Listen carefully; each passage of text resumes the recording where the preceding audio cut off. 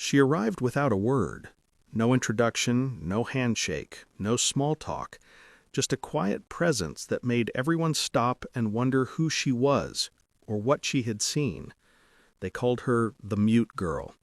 No one knew her story, not the instructors, not the other recruits. All they knew was that she didn't speak, not a single word from the day she stepped into the sealed training compound. Among the shouting, the roaring commands, and the chaos of discipline, she stood out, not for her strength, but for her silence. While others barked orders, she simply nodded. While others complained about pain, she just kept moving, quietly, efficiently, like a ghost among men. The recruits laughed at first. "How's a mute supposed to survive Hell Week?" one Marine smirked. "She won't last a day," another chuckled. But she didn't flinch, didn't roll her eyes, didn't even acknowledge them. Instead, she tied her boots tighter and ran another mile. Her name was Evelyn Cross, but most only knew her by her call sign, Echo, a name she didn't choose, but one that stuck, ironic for someone who rarely made a sound. Behind those calm gray eyes was a storm she'd spent years containing, a past written in shadows and blood, and a secret that, if revealed, would silence the entire camp. Years ago, Evelyn was part of something that never made it to the record books, a classified mission that went dark, a night that left half her team dead, her throat torn, and her voice gone. Medics said she'd never speak again. Psychologists said she'd never fight again, but Evelyn had other plans. The silence became her weapon. Every day she trained harder, reading lips, learning signals, moving with precision so sharp that words were unnecessary. She didn't just want to return, she wanted to disappear and rebuild stronger, unseen, unheard, unstoppable. At the base cafeteria one morning, a loud voice broke the chatter. "Hey, Echo! Forgot how to talk again? Or you just scared of real soldiers?" The room burst into laughter. She paused, eyes still, face unreadable, then quietly walked away. To them, it was weakness. To the commander watching from across the room, it was something else. He'd seen that look before, calm under fire, the kind of composure that only comes from someone who's already lived through hell. By the second week, everything began to shift. While others gasped for breath, Evelyn moved faster, sharper, more precise. Her body responded before commands were even given. She memorized drills before they were taught.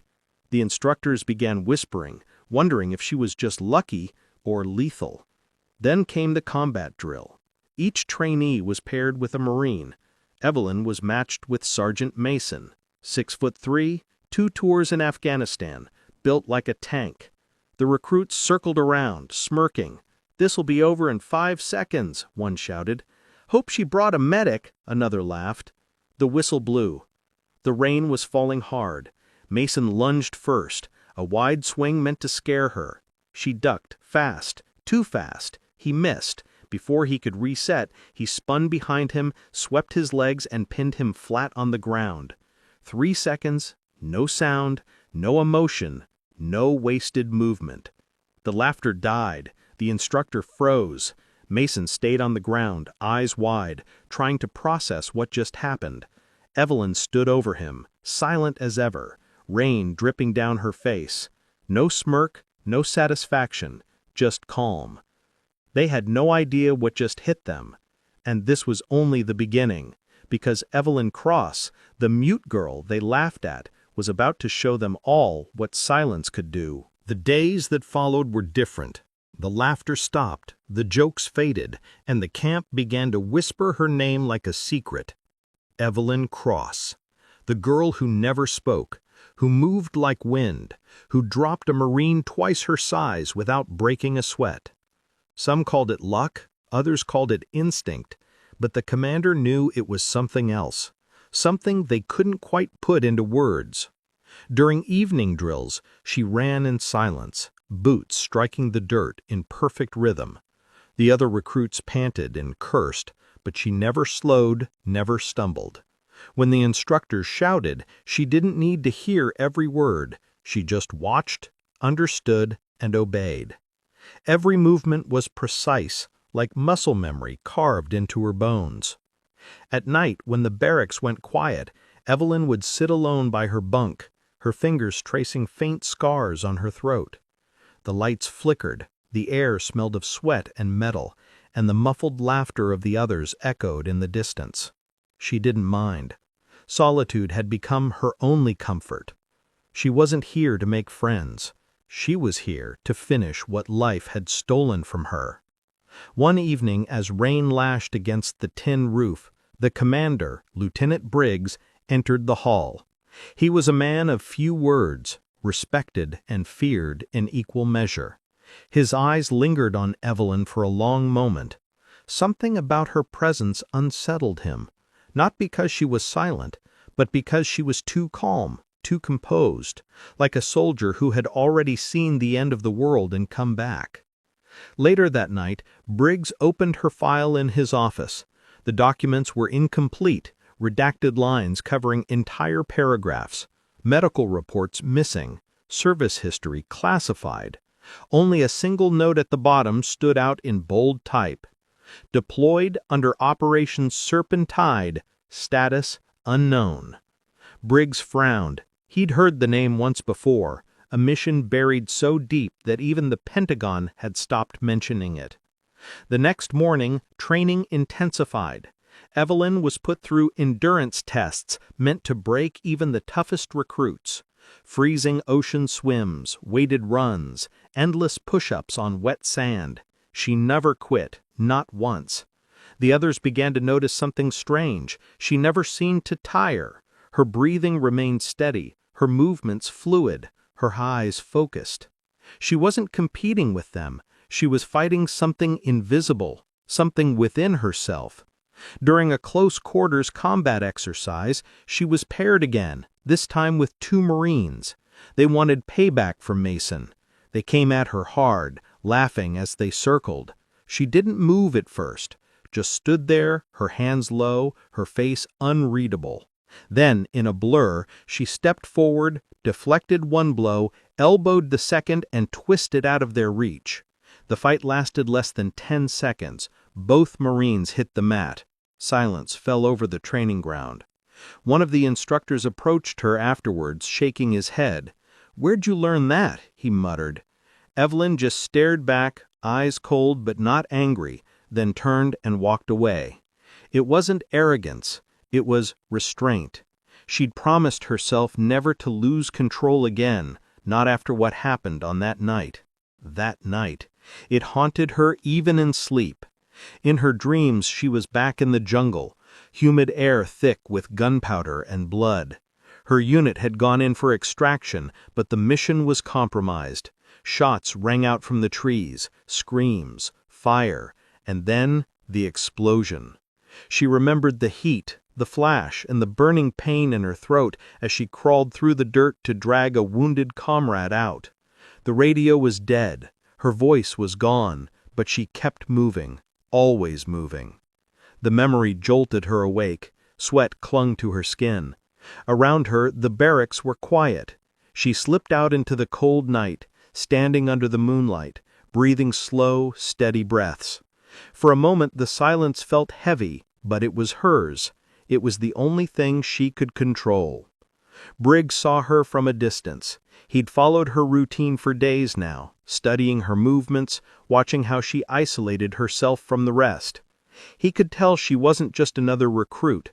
She was trained, refined, shaped by something beyond the standard SEAL programs, and that bothered him. No one becomes that good without a reason. The next morning, he called her into his office. She stood at attention, silent as ever. He spoke slowly, trying to read her. "You've got talent, Cross, but there's something you're not telling us. You've seen combat before, haven't you?" She didn't respond, just held his gaze, calm, unflinching. He sighed. "You don't have to speak, but I'll find out who you really are." After she left, Briggs made a secure call to an old contact in intelligence. "I need a file reopened," he said quietly. "Operation Serpentide. And I need everything on Evelyn Cross." Meanwhile, word of her ability spread through the base. Some respected her, others feared her, but none dared challenge her again, not after what she did to those Marines. Yet there was one man who still doubted, Sergeant Hale, the strongest, most decorated fighter in the camp. He didn't believe in ghosts or miracles, and he wasn't about to let a silent woman make him look weak. He waited until the final day of the week, during weapons training, to make his move. As the recruits lined up for live drills, he walked past her muttering under his breath, "Let's see how quiet you are when you lose." She ignored him, but inside something flickered. Not anger, not fear, something colder. When the exercise began, Hale fired his shots perfectly, boasting as always. Evelyn, on the other hand, moved through the course like a shadow, each movement deliberate, every trigger pull precise. When it was over, the scoreboard lit up, her accuracy flawless, his second best. The room fell silent. He turned toward her, jaw tight. "You think you're better than me?" he growled. She didn't move, didn't blink. Then slowly she turned and walked away. That was all it took. Hale lunged forward, grabbed her arm. In one motion, she twisted free, flipped him onto his back, and had her boot pressed against his chest before anyone could react. No words, no sound, just silence. The commander stepped in, eyes wide. "That's enough," he barked. Evelyn stepped back, calm as ever, leaving Hale stunned on the floor. Briggs looked at her, and for the first time he saw something more than discipline. He saw restraint born from pain. As she left the range, the recruits moved aside, giving her space. No one laughed anymore. No one dared. That night, Briggs received a call. The line was secure, voice distorted. "You asked about Operation Serpentide," the voice said. "You shouldn't have." Briggs frowned. "Who is Evelyn Cross?" he demanded. The voice paused. "She was the only survivor," it finally replied. "And if she's there, you need to watch her closely." The line went dead. Briggs sat in silence, the weight of the words sinking in. The only survivor. He looked out the window, toward the training yard, where Evelyn was still there, standing under the moonlight, motionless. She wasn't a mystery anymore. She was a warning. The storm rolled in just before dawn. The sky over the training base turned from steel gray to black, rain hammering against metal roofs as thunder rumbled in the distance. The camp had seen storms before, but that morning something felt heavier, like the air itself was holding its breath. Evelyn was already awake. She'd been up for hours, doing pull-ups under the open sky, her uniform soaked, her hands raw. Every drop of rain that hit her skin felt like memory, sharp, cold, real. She wasn't training her body anymore. She was training her control. Because every time she closed her eyes, she saw the faces of her fallen team, the mission, the fire, the silence that followed. Lieutenant Briggs watched her from his office window. The report from last night still lay open on his desk. The classified note repeated in his mind. Evelyn Cross, sole survivor. Operation Serpentide terminated with extreme casualties. He couldn't get one line out of his head. Terminated with extreme casualties. That meant something went horribly wrong. And if she was the only one left standing, he needed to know why. By midday, he called her in again. She entered without hesitation, standing at attention, water dripping from her boots onto the polished floor. He studied her face for a long moment before speaking. "I know about Serpentide," he said finally. Her expression didn't change, but something in her eyes flickered, a shadow, quickly buried. "You were there, weren't you?" he continued softly. She didn't move. He leaned forward. "You're not just a recruit, Cross. You were part of something black ops, off the books. I need to know what happened." She didn't respond. Just stood there, silent as stone. Briggs sighed and leaned back. Frustration and curiosity tangled in his voice. "You can't hide forever," he muttered. But she only nodded once, turned, and walked out. That night, The camp's power flickered. The storm had cut one of the main lines. In the dark, Evelyn sat alone in the barracks, sharpening her combat knife with slow, precise strokes. The other recruits whispered, nervous. Even the tough ones who used to mock her now kept their distance. There was something unspoken about her, something they all sensed but couldn't explain. A sudden sound broke the silence, a knock on the metal door. It was Briggs. He stepped in holding a file. "You want to keep your secrets? Fine. But if there's any danger connected to you, I need to know. Are we in danger, Cross?" She looked up at him, her eyes calm but distant. For a long moment, there was only the sound of rain. Then, slowly, she raised her hand and traced one word into the condensation on the table. "Yes." Briggs stared at it, his jaw tightening. "Who?" he whispered. But she didn't answer. Hours later, the alarms went off. Red lights flashed through the corridors, boots thudded against the floor, and voices barked orders. The camp was under lockdown. A breach in the perimeter. Unknown figures caught on the surveillance cameras, moving fast, silent, armed. Briggs grabbed his rifle and headed out. The storm raged harder, lightning slicing through the night sky. Recruits scrambled for cover, but Evelyn was already gone. No one saw her leave. She'd vanished into the dark like smoke. Near the edge of the base, the intruders moved with precision. Too much precision. These weren't amateurs. They knew the terrain, the patrol patterns, everything. And when one of them stepped into the light, Briggs's stomach dropped. The emblem on their sleeve, a serpent coiled around a trident, serpent-tied. But that was impossible. That unit was dead. Every member, gone, except Evelyn. He radioed command, but before he could speak, the line went dead. A burst of static filled his earpiece, followed by a single whisper, faint, mechanical, female. "They're not here for you." The voice sounded eerily familiar. He froze. It was Evelyn's voice. But how? Out in the rain, the fight began. Muzzle flashes tore through the darkness.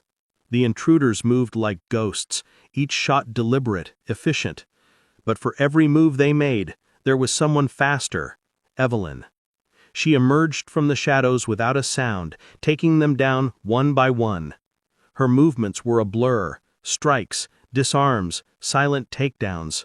No hesitation, no mercy. The last intruder tried to flee. She caught him near the fence, slammed him to the ground, and pinned him there.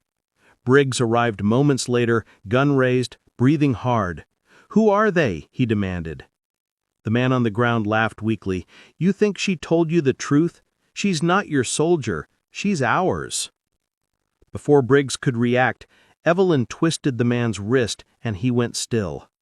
She stood, rain pouring down her face, eyes distant, haunted.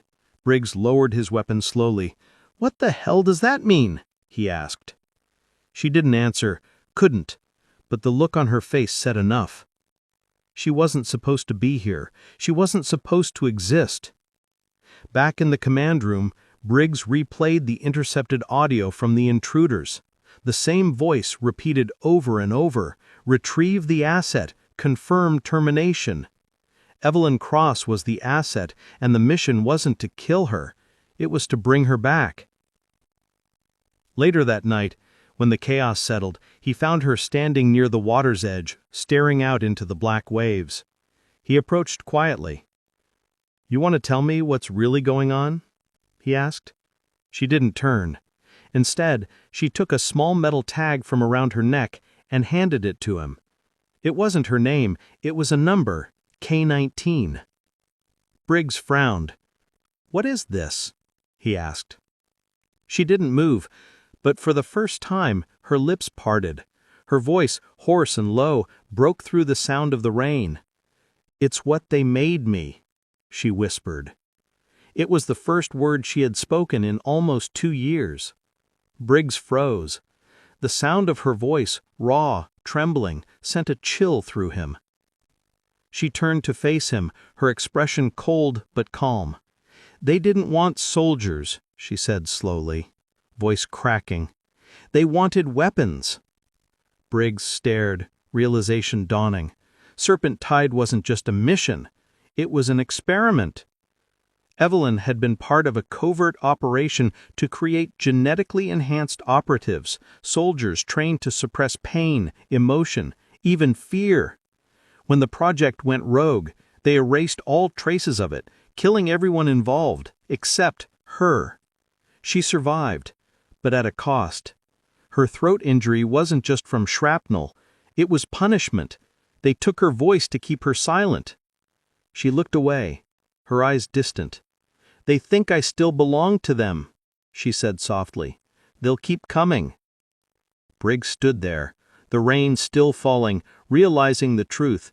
The quiet girl the Marines had laughed at wasn't just a soldier, she was a weapon designed to never stop fighting, never stop surviving. And now she was being hunted by the very people who made her. As thunder rolled across the ocean, Evelyn's gaze hardened. She tied her hair back, picked up her rifle, and started walking toward the training field. Briggs called after her, but she didn't turn. She didn't need to. She'd made her choice. For the first time in a long time, she wasn't running from her past. She was walking straight into it. The storm hadn't stopped by morning. The base was quiet, eerily quiet, as if the night before hadn't happened at all. But beneath the calm, tension lingered in every shadow. Soldiers moved in silence, glancing at the perimeter fences, checking weapons twice. They didn't know what was coming, only that something had changed, and that Evelyn Cross was at the center of it. Briggs hadn't slept. He sat in his office, the metal tag she'd given him lying on the desk beside an open report. K-19. The designation alone sent a chill down his spine. He dug deeper into classified archives, finding fragments of the truth buried under years of government silence. Evelyn wasn't the only one. There were others, K-01 through K-18, all terminated. She was the last one alive, the only one that worked. Out on the field, she trained alone, every motion sharper than before, every strike more precise. There was no emotion in her face, only focus. She knew they would come again. They always did. The storm had bought her one night, nothing more. She could feel it, the way the air felt too still, the way birds no longer sang near the fence line. Something was already moving toward them. Briggs approached quietly. "You should rest," he said. She didn't stop. "They'll come tonight," she murmured, voice barely above a whisper. He frowned. "How do you know?" She looked up at him, eyes cold. "Because I would." At dusk, the alarm screamed again, but this time, the attack wasn't subtle. Explosions lit up the eastern wall, shaking the ground beneath their feet. The sky burned orange and red as shadows poured in through the smoke. Black-clad figures, moving in formation. Evelyn was already there before anyone else. She didn't wait for orders. She didn't need them. Gunfire ripped through the rain. She moved through it like wind, rolling between cover, picking off targets with terrifying precision. The recruits tried to follow, but none could match her. It wasn't just training, it was instinct, something deeper, older. Every motion told a story of years spent surviving the impossible. Briggs watched her fight and felt a knot form in his chest. She wasn't just defending the base, she was confronting everything she'd been running from. Every bullet, every move was a conversation with her past. By midnight, the intruders breached the inner compound. Evelyn met them head-on, no hesitation. One of the attackers, taller, stronger, his movements eerily similar to hers, stepped forward. He wore the same serpent insignia on his chest. When he spoke, his voice was calm, controlled. "K-19, he said, "you were supposed to be terminated." She didn't answer. He smiled faintly. "You were the prototype that worked, the one we couldn't control." He took a step closer. "You think they'll let you live now? You're a weapon that doesn't obey." She lunged before he could finish. The fight was brutal. Precise strikes, counter-strikes, neither gaining ground for long. He was fast, faster than anyone she'd ever fought, a mirror of everything she'd been built to be. Around them, the base burned, sirens wailed, soldiers shouted. But to Evelyn, the world had gone silent again. Just her heartbeat, the sound of rain, and the man in front of her, the ghost of the project she thought she'd escaped.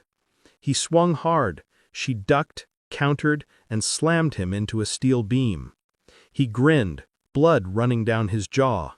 "You can't kill what you are," he hissed. She hesitated for a moment, eyes flickering with something human. Doubt. That's when he struck, a blade flashing through the stormlight. It sliced across her side, blood blooming dark on her uniform. Briggs saw it happen from across the yard. He shouted her name, the first time anyone at that base had ever done it out loud. She staggered, but didn't fall. The attacker charged again, but this time she moved differently. Slower, deliberate. She caught his arm, twisted, and drove her blade into his chest. His eyes widened in shock. For a brief second, rain and blood mixed on the concrete. He fell, the serpent insignia fading under the downpour. The silence that followed felt endless. She stood there, breathing hard, pain etched across her face. Briggs ran to her, catching her as she stumbled. "It's over," he said quietly, but she shook her head. "No," she whispered, "it's just beginning." The surviving attackers were captured, and the fires began to die. Medical teams rushed through the wreckage, carrying the wounded. Evelyn sat on the edge of the field, rain still falling over her face, eyes fixed on the horizon. Briggs knelt beside her. "They'll come again, won't they?" he asked. She nodded slowly. "They don't stop." He looked at her, really looked, and realized she wasn't the same woman who'd arrived weeks ago. The silence once made her an outsider, now felt like something sacred. Every action, every decision, had come from that quiet. "You don't have to run anymore," he said softly. "You've done enough."